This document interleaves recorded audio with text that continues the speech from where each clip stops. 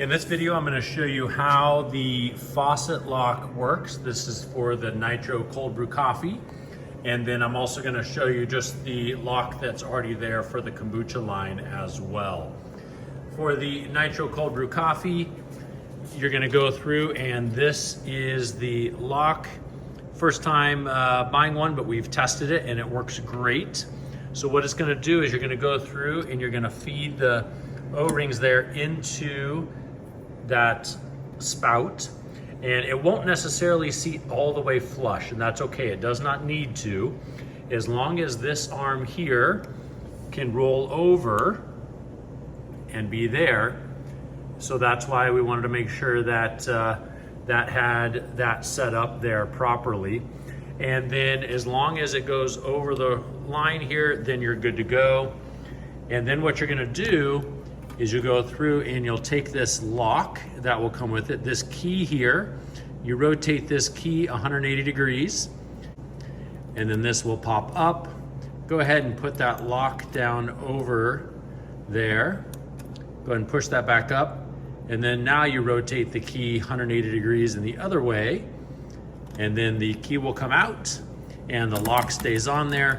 This here can be pushed around a little bit, moved around, but it will not come out there.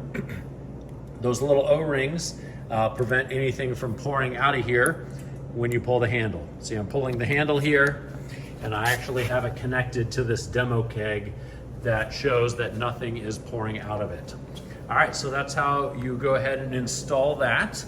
And then to get it off, just insert the key back into the lock, turn it, open it up there, pull this off, go ahead and pull the lock off, and then it'll be good when you're storing these to store them together in the locked position so that you're not accidentally misplacing it.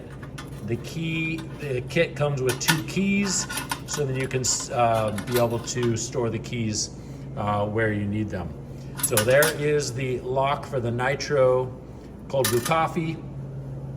And then for the standard pour faucet here, this lock just goes over under here, and you can see it just goes under there, and then this goes up high, and it goes up high enough to where it goes near where the tap handle attaches to the faucet. And then you just go through and turn this here, turn the key.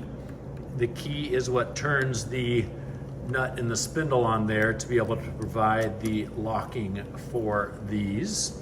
You have to make sure that you put it all the way up onto this part of the faucet here. If you have it down low, down here, it's not gonna lock. So make sure you have it up high enough. So put it up on the ridge that's closest to the tap handle, and then you'll be able to have success with that lock staying in place. The other side with the key only comes out in 90-degree intervals. So you can have it here at 90 degrees, but you wanna make sure it's nice and snug. So go ahead and have it up as high as you can and as tight as you can without putting too much force and breaking the key off. But here you can see that the key is vertical right now, and it'll pull right out. If we have it at a 45-degree angle, the key will not pull out. We can have it here horizontally, the key will pull out, but now the lock is a little loose. So just make sure, and you're doing this, go through, make sure it's nice and snug, and now you can feel like the lock is nice and snug on there. Pull that key out, and now nobody can pour a glass. Now, the lock is great, but to do dual prevention of the pouring, the locks, partially is visual control as well as physical control. The other side you want to do to ensure success is that you don't have to untap the keg fully, but you want to disengage the coupler probe from the keg itself. So just take the handle in the down engaged position. This is how it would pour. Just pull the handle out. So you're going to move the handle this way. You might need to push down a little bit just to relieve the pressure. So push down, pull it out, and then bring the handle up into that 45-degree position. That will disengage the flow of the product out of the line, so that even if somebody comes up here and tries to pull on this, It's not going to allow any little drips to come out, and it just really ensures success that the locks will be able to provide the prevention that you're wanting it to have. All right, it's that easy. And then on this one here, to be able to undo it, just go through and pull that off. You don't have to pull the spindle all the way back because you'll be able to get it. But as you can see here, this lip is the lip that you need the lock to be able to sit up and over in order for it to lock on there properly. All right, that's it. It's that easy.